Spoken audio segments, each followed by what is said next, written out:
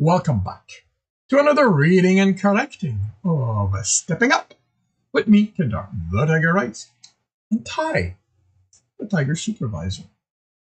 Today, we are doing Chapter 96. The building Tibs slipped into through the window was lit only from the lanterns placed on the floor, where the group was crouched around papers. As he landed silently, two spawned and unsheathed weapons, a knife for Gerald, and a short sword for Armania. He put it away on recognizing it. Tibs joined the eight of them around the paper, the routes marked on them. What?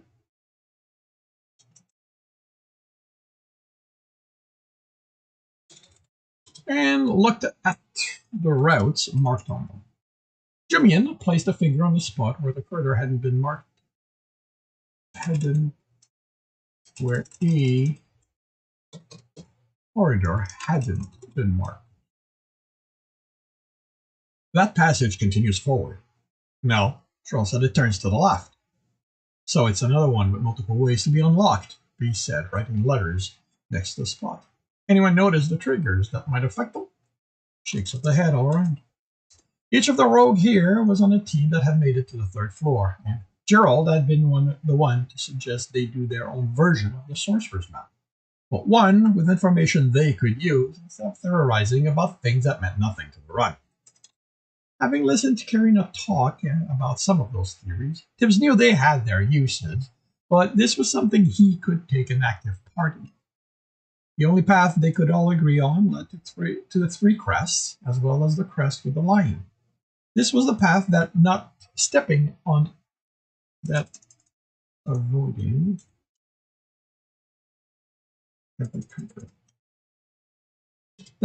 every trigger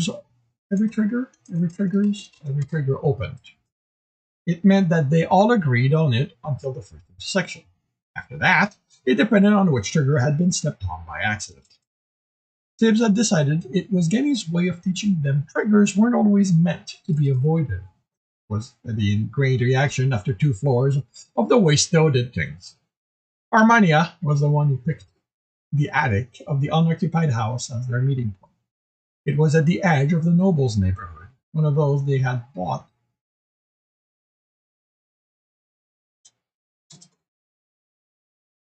A house they had bought to prepare for building their wall, but still had ways to go since the owners of the houses the nobles wanted were being difficult. Which might have something to do with the nobles' plan having been learned by the townsfolk. He had hoped it would lead to them rallying. Okay. It might have something to do with the nobles' plan.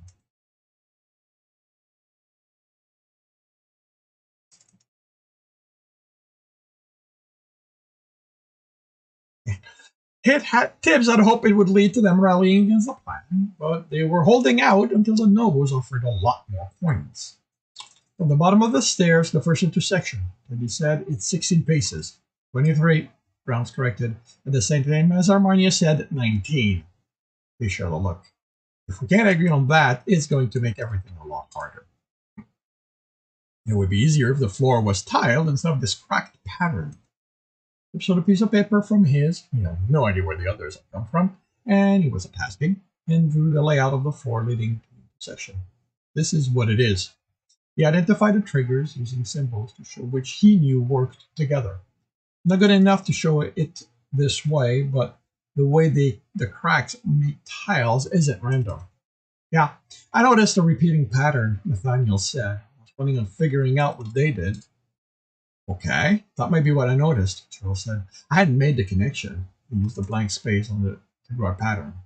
I've seen one like that, he said. We nearly lost our archer to that. If she'd been just a little slower, she'd have lost her head instead of an arm. We had to turn around right then to get her back and the arm to the cleric. To get her and the arm back to the cleric. Anyone notice if the tiles change from one run to the other? Armania asked. They haven't on our runs, Tip said. They haven't on ours either, Brown said, but we know better than to trust that doesn't cross that they'll be the same tomorrow. And he studied the drawing. I don't know. This entire floor seems predicated on us working out how to get the walls to open so we can reach the rooms we need to unlock the final one. She tapped where the 3 crests were on the map. Then one with the lion. The one with the lion. The boar and dragons were drawn on the map too, but without corridors leading to them, since Bronze and B's teams had been the only one to see the dragon and couldn't agree on how to get there. And only Tandy had reached the boar, and how she'd gotten there, she didn't work with what they'd agreed on the layout. For the layout. What they'd agreed on of the layout. The boar's doors. Oh, right. Oh, wait. Yeah, okay, there I've set up the boar's door has 7 locks. I'm gonna have to fix things. Oh, hey, the lake. 7 locks. Okay. She continued. Even after unlocking all of them, it still didn't open. The locks. Okay, actually, all right.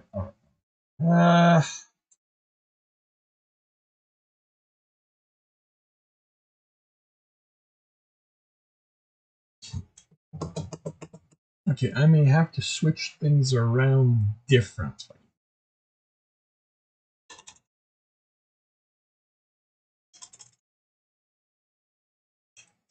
Let's see.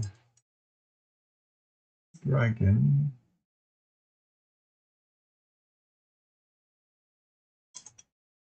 Okay, if I switch that here to the board, and Teddy had to reach the dragon, and how she got there didn't work with what they'd agreed on, the layout. This becomes the dragon's door. The dragon's door has 7 locks. I think it would work. It makes more sense. Even after unlocking all of them, it still didn't open. The locks are mechanical, with some essence in play. I'm not sensitive enough to tell you what they did, but I didn't get a sense they interfered with the lock. If I have to put the feeling I got into words, it's that it reacts to what I did to the lock. What did you see in the other room? Armenia asked. And shook her head. The dungeons flooded the entire floor with essence. It makes it impossible for me to change the distance I can see at and look through doors. Same with me, Ron said. I haven't been able to get a resonance going on that floor.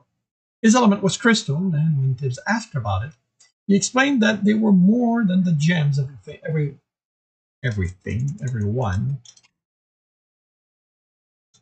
everyone thought of them as. Crystals were part of a lot of other things, not simply as assets, but physical crystals. They were in stones and metal, even in the air. He was able to use his essence to make all those crystals resonate and get a sense of the space they were in. What Gany had done hadn't been to interfere specifically with Tibs, as more of the rogues had shared stories of the 3rd floor. Any who had a way of getting a broader sense of their surroundings through essence was now unable to rely on it. Nat, your team's next, and he said. I need you to. Dawn won't let me do anything yet, she said. Wait. Hey. Nathaniel? Ryan?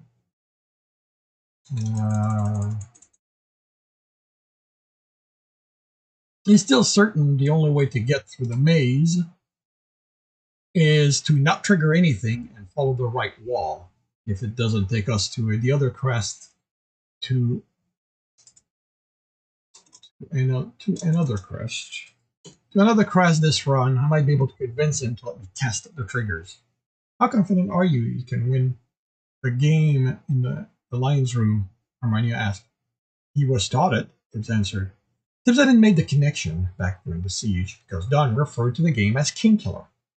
It had come up after a strategy session where Tibbs had asked how he knew so much about that. Listening to him talk, he mastered the game, but it's Dawn, so he might be boasting. But I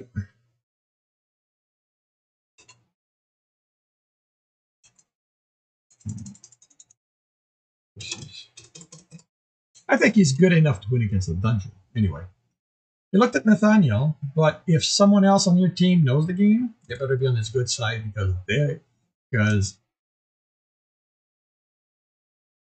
if they see him make a mistake, they're going to have to be careful with how they suggest an alternative.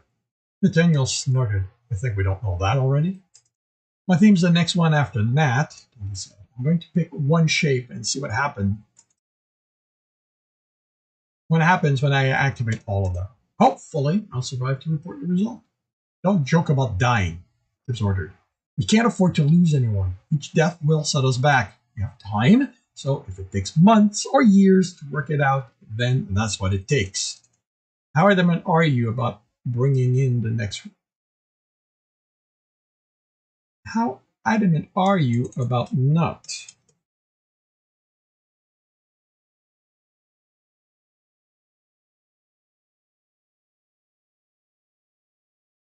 about not bringing in the next runner whose team reaches the third floor? Hermione asked. The more people we have working the problem, the faster it's going to be. Only if we can trust them, Brown said. With all the new runners and how some convicts have been acting, there's no way to be sure one of them won't go to the guild thinking we're breaking big rules with this and the hope of getting favors from them.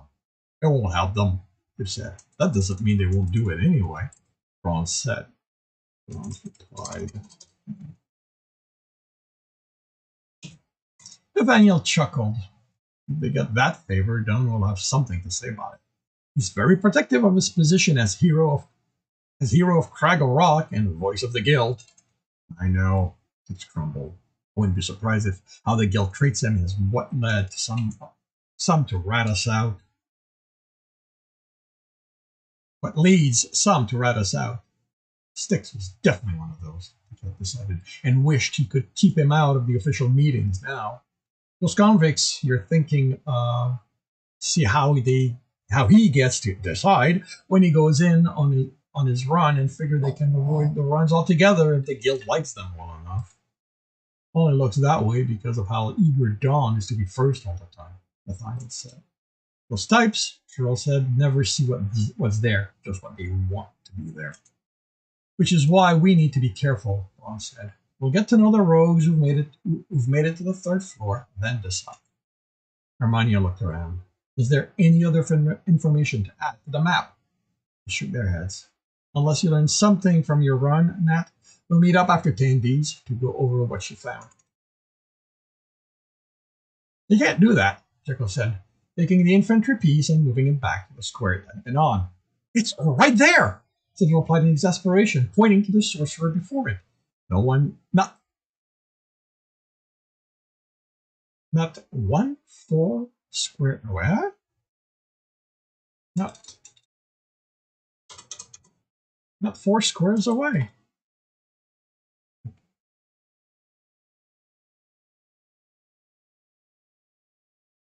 Oh, wow, what the?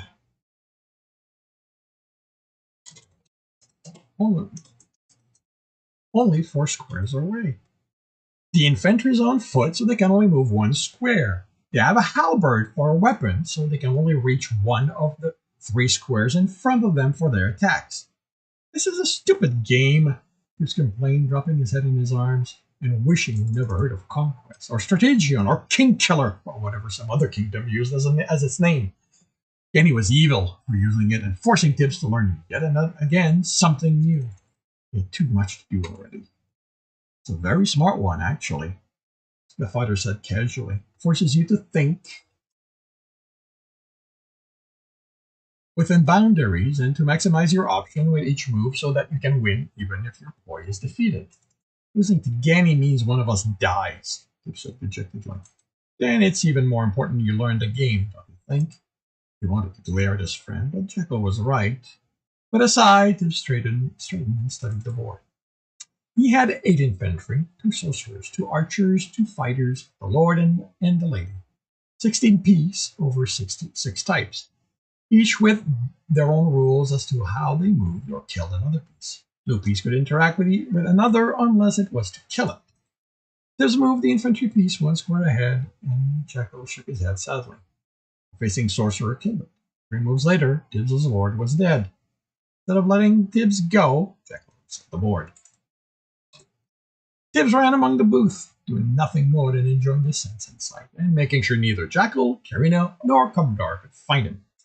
Over the last week, the three of them had worked together to ensure Tibs couldn't escape his daily game of conquest against Jackal.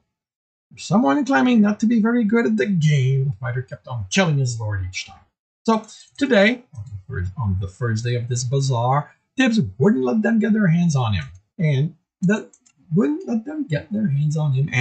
there, a hand reached for Tibs, and he reacted without thought, suffusing his body with water essence and twisting as the hand closed around his arm and slipped over it. Had one of his friends gotten ahead of him too? Alistair stared at him in surprise, and Tibs chirped on seeing his teachers there. Tibs stammered. Wasn't suffusing his body supposed to be hard? At least he channeled water and not one of the other elements. What are you doing here? He asked, getting to his feet. His teacher raised an eyebrow. Can I enjoy the vendors too? He added, and take advantage of a chance meeting with my student? Tibs kept on staring. Chance meeting his ass. Alistair nodded. It's time you went back to your daily training. No, the guild just wants more gold. Now, Tibs, I want you to survive what the dungeon will pit against you as it gets stronger. That means taking your training more seriously. I'm too busy, Tibs complained. His teacher chuckled. I think your attempt to drive Harry into insanity can wait. It's not what I'm doing, Tibs stepped forward. He let the people in the town be heard. We don't trust him to keep us safe. Tibs, Alistair said, sounding tired. Things are not always as I don't care. Tibs, he snapped. I'm straight. I know better than trust guard to care about me. But guards look after cities. Folks like me don't matter, but merchants and townsfolk do. Another side. That's not true, Tibs. I don't care. His yell caused people to look at him. Instead of moving away, they paused and watched. I don't care what the guild wants, Alistair. What it thinks of us, runners. This is my town. If you won't keep it safe, I will. The guild can go sleep in the noble shit for all I care. Making an enemy of the guild isn't wise, Tibs. I didn't make an enemy of it, Alistair. It made an enemy of the town when it broke its promise to them. He motioned to the people around him. I'm not going to do that. He let water cool his temper. I'm not going to cause the guild problems, Alistair. I told you before, but I can't wait here and let the guild let us. I can't wait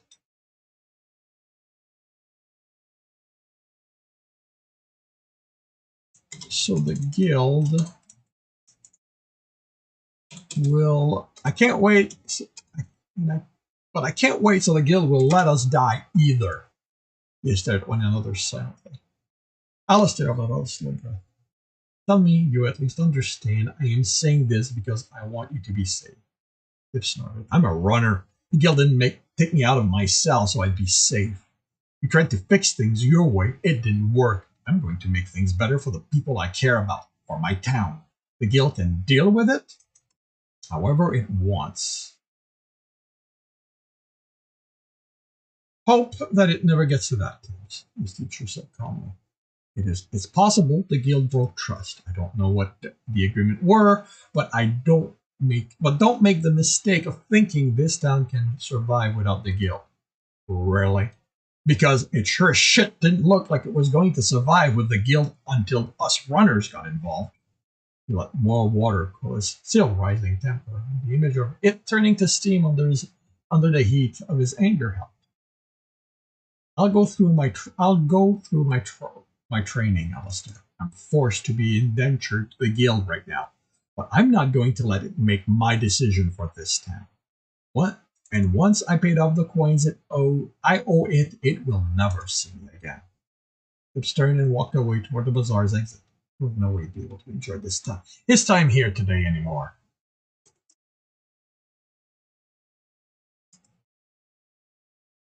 As far as I've worked out, these don't do anything. There's a pause. That one's a fire trap, so if you plan on triggering it, do that at a distance. Tibs, I'm on your call. Aren't you thinking of joining us? Tibs turned away from the window. Sorry, I'm having trouble focusing. He stepped to the group. Tandy had marked circles with an X and drawn a flame inside another one. He had trouble matching them to his mental map of the dungeon floor until he saw the drawing of the tile she showed them. Then it made Then he made sense of us. Then he made sense of it. Not surprised, Ron said, grinning. After declaring war on the guild the way you did. I didn't declare war, Tibs protested. Only hours after his altercation with Alistair, Don had found him in the inn and interrupted Tibbs' attempt at losing himself in his work. He'd been livid that Tibbs' little outburst had undone all the good work done had been. He'd been livid that Tibbs' little outburst had undone all the good work done had been. Had managed toward getting the guild to see to it the town was properly protected, and Tibbs hadn't been able to keep his feeling to himself. He laughed at the sorcerer and pointed out how Tyrannia had manipulated Dawn into getting the townsfolk to bend to the guild's will, instead of getting the guild to change how it did anything. The sorcerer wasn't happy with Tibbs. No, Girl said, the way I understand it, you serve notice to the guild. He turned the other end, looking at the rogue in confusion. It's something that needs to be done, like home, before you can duel someone. Lay out their offense and set the terms of what they need to do. They need to do to avoid the duel. I was just angry. You can't afford that. You can't afford to be angry, Nathaniel said. Don is, well, you are basically the reason for his move, so I don't need to tell you. But it's having more of an impact than you might have planned. People have been slamming their door in his face. There was a brawl at the Crawler yesterday, he said, with guards. From what I heard, it was started by a few of the townsfolk. It's groaned. Why was anyone taking the words of an angry kid and using them to start trouble? I'll do something. Might be best if you don't, Nathaniel said.